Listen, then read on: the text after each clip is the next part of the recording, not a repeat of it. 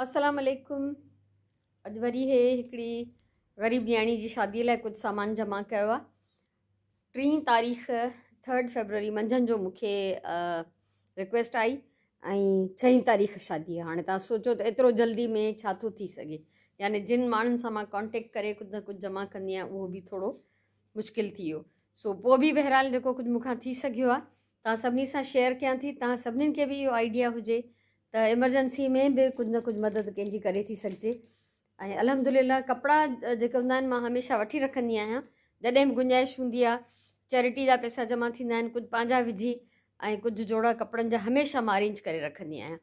सो अॼु मां जेको सामान जमा कयो आहे छोकिरी जी शादीअ लाइ, हिकिड़ो ॾाढो प्यारो ॾाढो ज़बरदस्त सूट आहे ऐं हिकिड़ो हे ॿियो हे सूट आहे रेशमी, टियों हे लॉन जो आहे, उनखां सवाइ चौथों हे आहे कॉटन जो ऐं प्लस पंजो हे बि रेशमी। ॾाढा प्यारा कपिड़ा आहिनि माशाल्लाह। सो जॾहिं जॾहिं गुंजाइश हूंदी आहे त मां वठी रखंदी आहियां, छो त मूंखे पक हूंदी आहे त कॾहिं न कॾहिं को न को त सवाल ई हूंदो ई आहे। उनखां अलावा 2 हे टॉल आहिनि ऐं थांवनि में जेको वठी सघियमि अॼु में इहो हिकिड़ो कूलर आहे वॾी सुठी साइज़ जो माशाल्लाह। ऐं उनखां सवाइ 6 हे मग आहिनि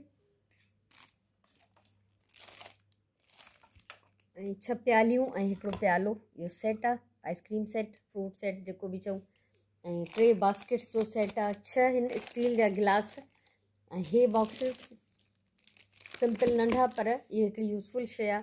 ऐं हे मसालादान। सो इहो मूंखां अॼु थी सघियो आहे तकड़ में, जेको हे सुभाणे खणी वेंदा सुबुह जो। ऐं उन्हनि न्याणी जो नसीबु आहे हाणे सुबुह ताईं को ॿी का काया पलट थी वञे त मां कुझु चई नथी सघां, इहो बि पॉसिबल आहे त सुबुह जो जेसि ताईं उहे अचनि तेसिताईं मां कुझु ॿियो बि करे वठां, अलाह बहितर थो ॼाणे।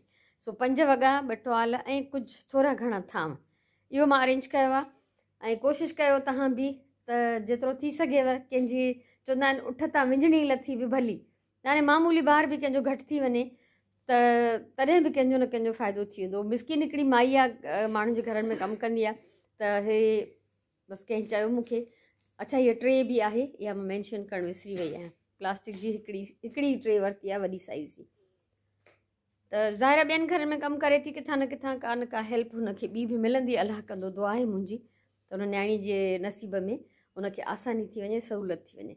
सो हीअ नंढड़ी कोशिशि आहे, नंढी नंढी नेकियुनि जो सिलसिलो जारी आहे। असां कंहिंजा वॾा ॾुख वॾियूं ज़रूरतूं कंहिंजूं नथा पूरियूं करे सघूं, वॾा ॾुख नथा लाहे सघूं, कंहिंखे घर ठाराए नथा ॾेई सघूं, पर अहिड़े क़िस्म जी नंढी नंढी मदद उहे माण्हू जिन खे 2 जोड़ा ॾियण जी 2 थांव ॾियण जी बि हैसियत न हुजे उन्हनि जे लाइ इहो बि गंज आहे।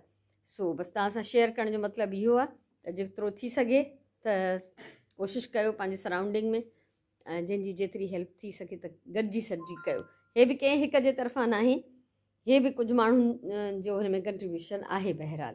सो बसि शेयर करण जो मक़सदु आहे आइडिया ॾियणु। कोशिशि कयो तव्हां बि ईअं करे सघो।